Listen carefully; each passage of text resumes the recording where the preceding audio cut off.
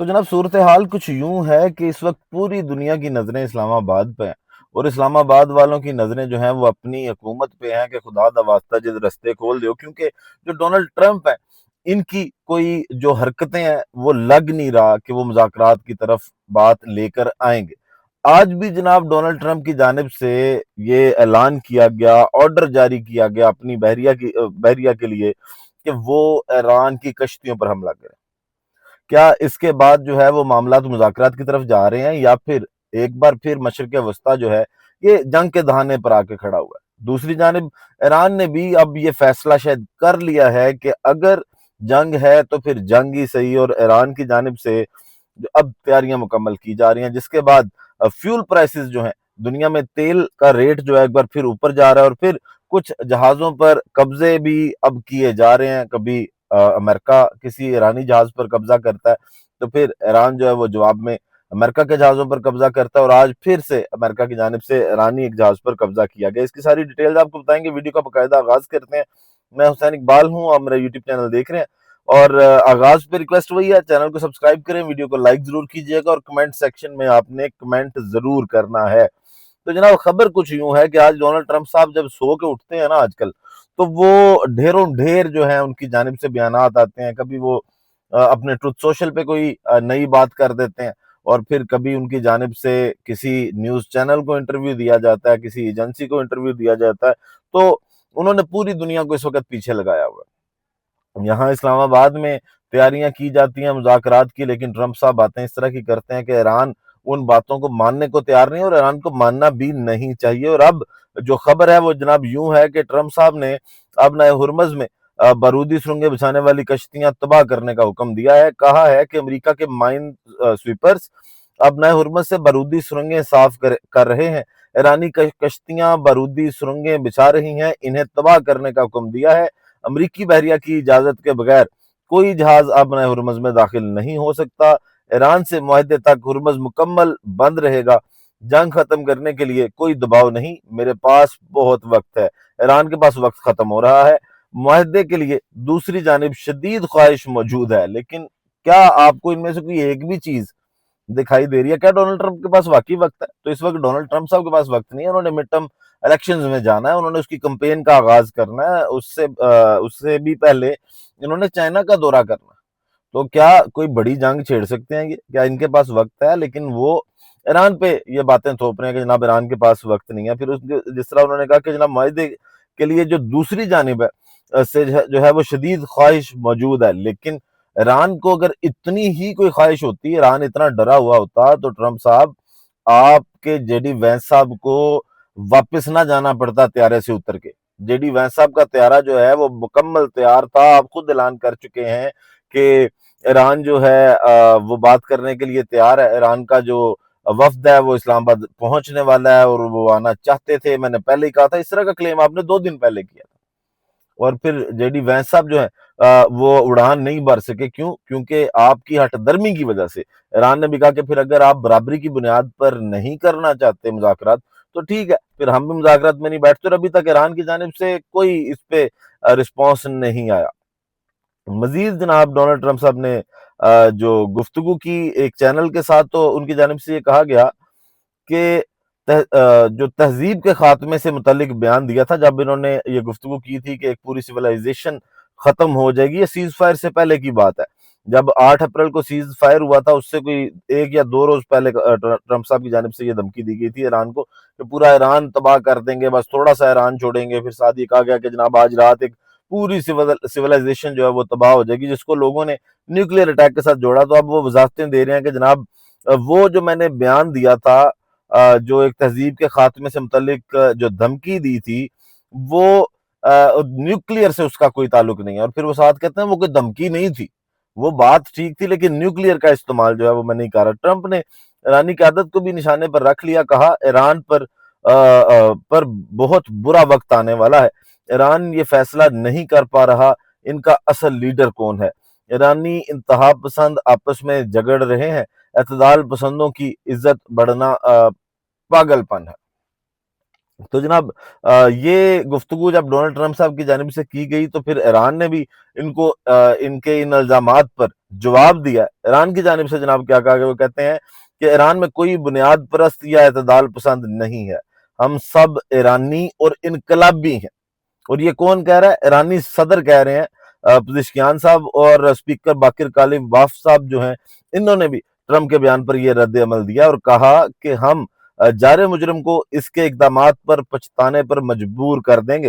ایک ایک خدا، ایک رہنما، ایک قوم اور ایک راستہ، یہ ایران کی فتح کا راستہ ہے، یہ ہمارے پیارے ایران کی فتح کا راستہ ہے جو جان سے زیادہ قیمتی ہے۔ ایرانی چیف جسٹس غلام حسین محسنی نے امریکہ کو وارننگ دیتے ہوئے کہا کہ کشتیاں اور جدید زیر آب ڈرونز امریکی جہازوں کو تباہ کرنے کے لیے تیار ہیں، کہ جو ڈونلڈ ٹرمپ صاحب نے آرڈر جاری کیا ہے اور ان کی جانب سے کہا گیا کہ ہم نے 159 بحری جہاز جس طرح سے ایران کے سمندر کی تہہ میں پہنچائے ہیں، ویسے ہی ہم جو اب یہ چھوٹی جو مائنز لگا رہی ہیں کشتیاں ایران کی، ان کو بھی ہماری بحریہ تباہ کرے گی اور سمندر کی گہرائیوں میں بھیجے گی۔ یہ آرڈر جاری کیا اور اس کا جواب جو ہے وہ ان کے چیف جسٹس کی جانب سے دیا گیا۔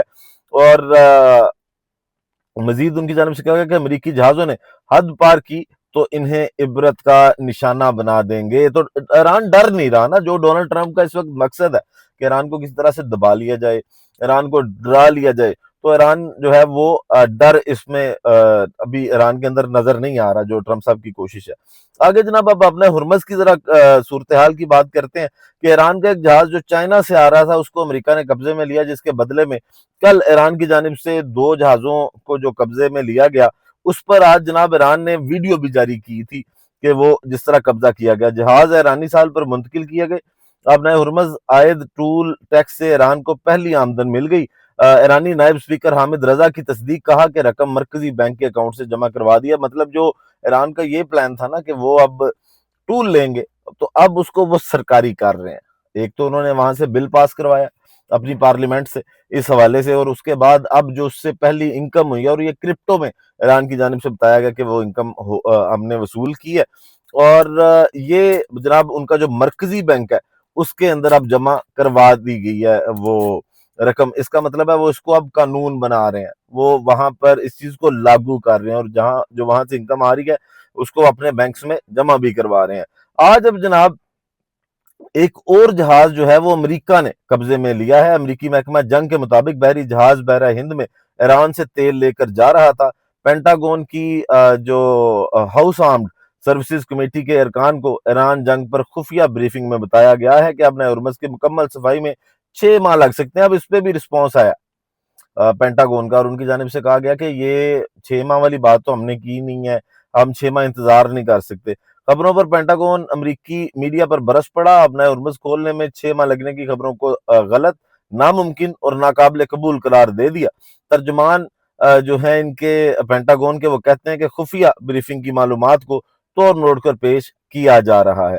پھر جناب اس کے ساتھ اگر بات کی جائے، اب بڑا ایک ضروری جو نقطہ ہے ایران کی جانب سے بڑا امپورٹنٹ جس کو سمجھا جاتا ہے، وہ لبنان کے اندر بھی جنگ بندی کے حوالے سے، لیکن اس سے پہلے ایک اہم خبر یہ ہے کہ اسرائیل جو ہے وہ ایک بار پھر تیار بیٹھا ہوا ہے کہ کیسے جناب جیسے ہی سگنل ملتا ہے امریکہ سے، وہ ایران پر دوبارہ حملہ کرنے کے لیے تیار ہے۔ تو خبر یوں ہے جناب کہ اسرائیل کا ایران کے خلاف مارکہ آرائی دوبارہ شروع کرنے کا اعلان۔ وزیر دفاع اسرائیل کہتے ہیں کہ ایرانی قیادت کو نشانہ بنانے کے لیے امریکہ سے گرین سگنل کے منتظر ہیں۔ ایران کے ساتھ بھرپور جنگ کے لیے اہداف کی نشاندہی مکمل کر لی ہے۔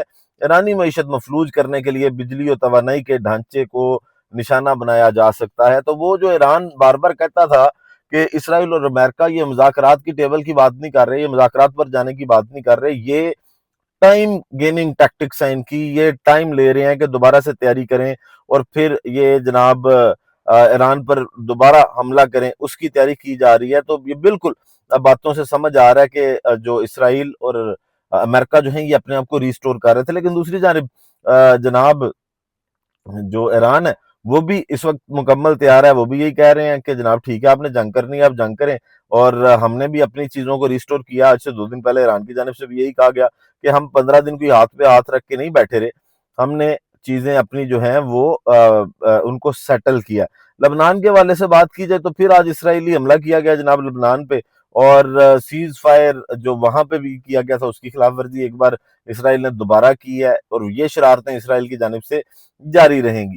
اب آج ایران کے اندر جو ہے وہ ڈیفنس سسٹم، اس کو ٹیسٹ کیا گیا، اس کو فعال کیا گیا، اور جیسے ہی جناب ایکٹیو کیا گیا تہران کے اندر اس ڈیفنس سسٹم کو، جس کے بعد دنیا کو یہ سمجھ آ گئی کہ اب میدان ایک بار پھر گرم ہونے لگا ہے، اور پھر ایک جناب جو گلوبل آئل پرائس ہے اس میں ایک پش آتا ہے، اور $107 پر بیرل، $107 پر بیرل جو ہے یہ پیٹرول کی قیمت پہنچ جاتی ہے بڑھ کے، اور یہ جناب 5.07% جو ہے وہ آج اس میں اضافہ ہوتا ہے، جو کروڈ آئل ہے یا جس کو بینٹ کروڈ آئل بولتے ہیں اس کی قیمت کے اندر۔ تو جناب پھر سے معاملات جو ہیں وہ جنگ کی طرف جاتے دکھائی دے رہے ہیں۔